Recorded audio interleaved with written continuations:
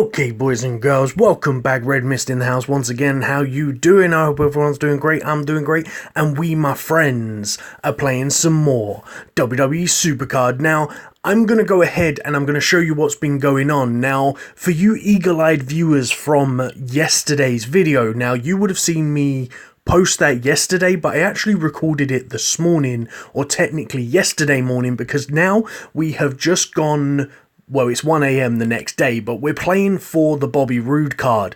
Now, you can see here that if I go ahead and click on my shards, you're going to see that I've got 11 shards. Currently in third place on the team, which isn't too bad considering that I've only used 30 credits. Yes, you're hearing me correct, guys. 30 credits. Now, I'm going to show you how you can basically do a team ring domination and put up a good amount of shards, basically for playing for free. You don't have to use money to play the team ring domination. Now, the reason why I brought up yesterday's video is because for you eagle-eyed viewers, you would have seen that I had 150 credits. I've now got 120 credits. That's because I have literally gone into the team ring domination and I've bought 3 lots of the 10 credit pick doublers, which is pretty good. The rest have all been for free off of the board, and I'm going to show you the easiest and the quickest way to play ring domination for free. Now, first off, the King of the Ring that you saw me start in this morning's video, that has finished, and you can clearly see that I haven't charged. I've literally just gone for the picks, and that is pretty much how I do my King of the Rings. I don't bother playing them, I just go ahead and get my picks. But how you play the team ring domination for free is quite simply this, guys. You go into a war mode, wild mode, war mode, elimination chamber, or Royal Rumble. Now, obviously, the elimination chamber and the Royal Rumble are the two best ways of doing this, because when you win a Royal Rumble or an Elimination Chamber game, you're going to get yourself 12 picks off of the board. If you play War Mode, you're only going to get 4 to 5 picks off of the board. Excuse me. And if you play the Wild Mode, you're only going to get yourself 2 to 3 picks off the board. Now, the second part of the tips that I want to show you for this game, I've showed you this before. When it comes to the elimination chamber, go ahead and pick yourself all uncommon cards, and then a good manager. Now, you've got 2 managers that you can bring. You can either go for the option that I think is slightly more successful. We're probably going to lose this game, but I'm not really too bothered win or lose, because I literally just want to get the picks and show you I've already got some picks saved up, so it doesn't really matter too much. We happen to get a bit unlucky with this particular person on the basis of they're also running the same strategy of using the manager card.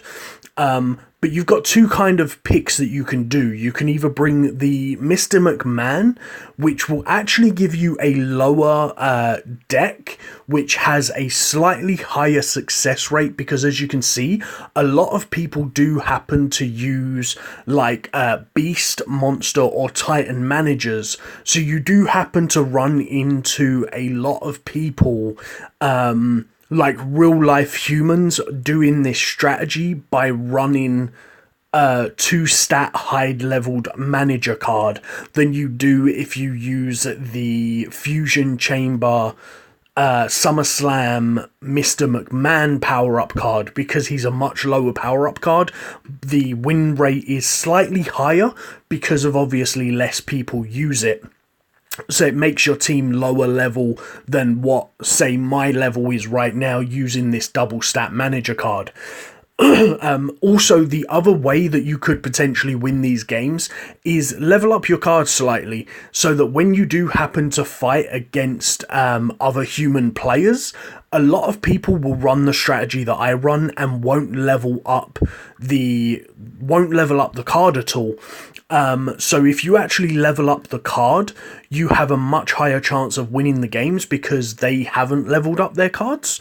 So that's again another cool little tip that you could do to try and be a little bit more successful when it comes to fighting in these particular games. A little bit frustrating that when I did decide to record this video, I did happen to come up against a human player, but this strategy is not flawless. It isn't going to win you every single game. You will potentially lose quite a few matches, and that's why I prefer the SummerSlam Mr. McMahon card, because your team is slightly lower, so you have a little bit more win success rate.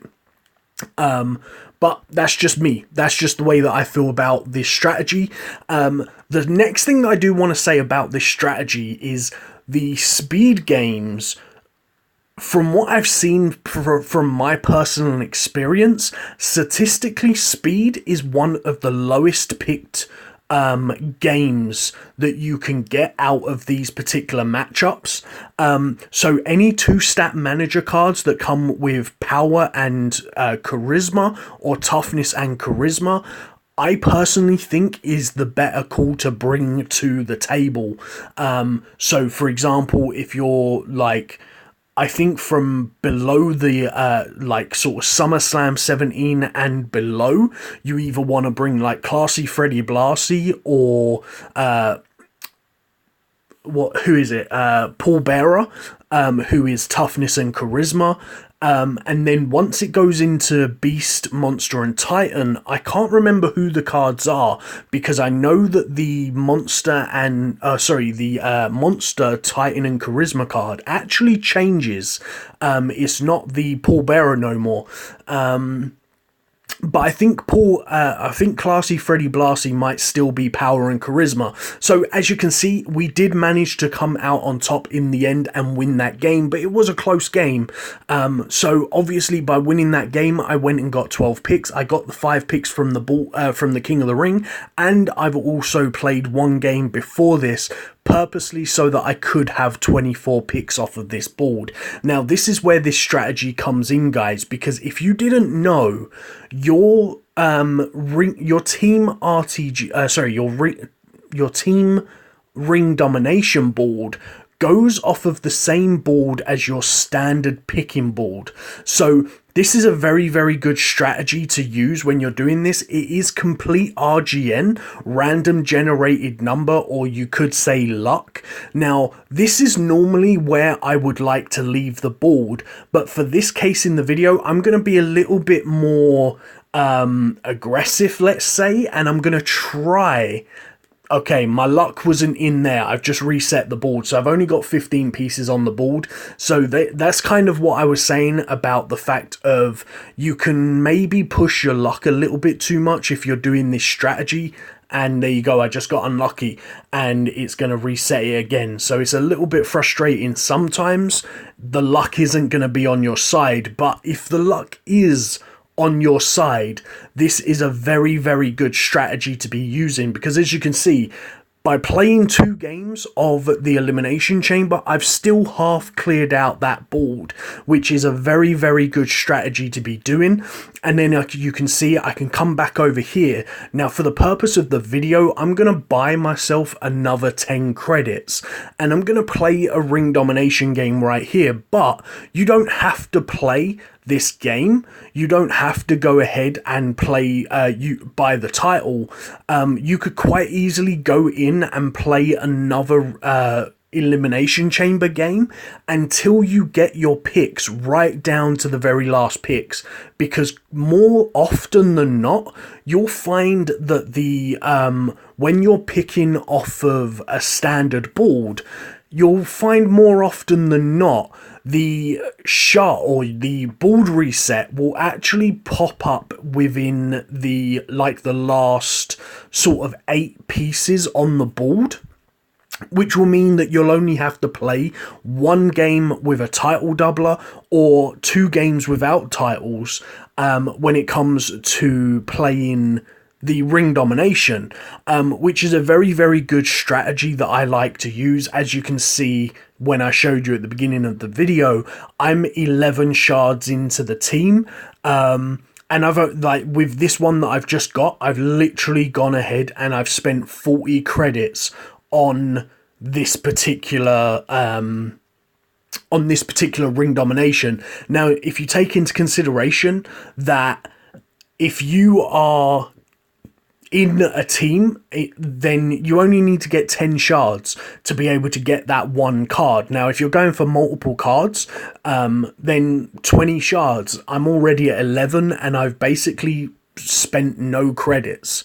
I could have quite easily done this without spending any credits by doing the exact same strategy that I showed you.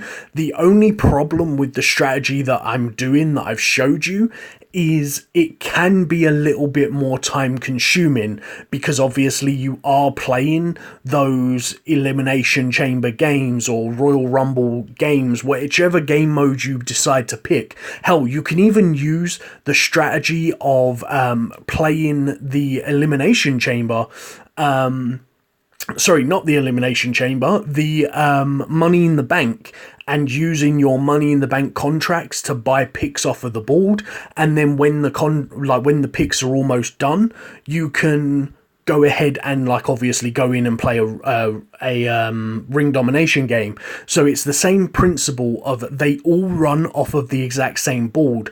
The only boards that don't run off of the same board is obviously the point system. In the RTG, you have to play RTG games to get points, and the normal solo ring domination.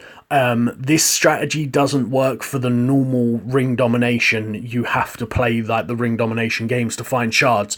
You can't use this strategy on that particular setup, because otherwise I would have shown you this a lot sooner.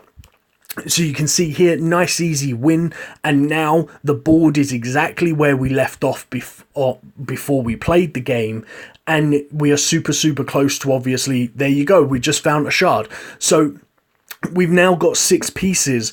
You could quite easily negate these 6 pieces and just leave them stacked up by just quite simply closing the game. Simple as that. Close the game and go back in. Now, your 6 pieces for the ring domination will be saved, and you can go ahead and you can play another elimination chamber or another wild mode. If I just quickly go into a wild mode quickly, just to show you, for example, those pieces that you get from the team events, they don't cross over into your normal board thing. So you won't have 6 picks over on your normal board. They are only for your team board. But the picks that you've picked off of the board here will cross over. So anything that you pick off of the board, so every time you pick a card off of the board, they will count as taking a card away from your board. But any leftover picks, so for example, those 6 picks that I've got left over, they won't transfer to the wild mode. So for example, if I win this game, I won't have 8 picks. Or I've lost the game, so I'm only going to get 1 pick, rather than obviously boosting up to the 7 picks, if that makes sense. So as you can see here, I've only got 1 pick at the bottom, but if I go ahead and play and clear off that board, I know for a fact I'm going to have 6 picks. So if I take that board away to being 6 shards on the thing, I know for a fact I'm going to have another easy shard over on the team event. And as you can clearly see, I'm already at 12 shards. So bear that in mind, guys. Try and use this strategy. Tell me how it works out for you. If you've enjoyed this video, make sure you hit that like button, hit that subscribe button, and I shall see you in the next one. Peace on the streets.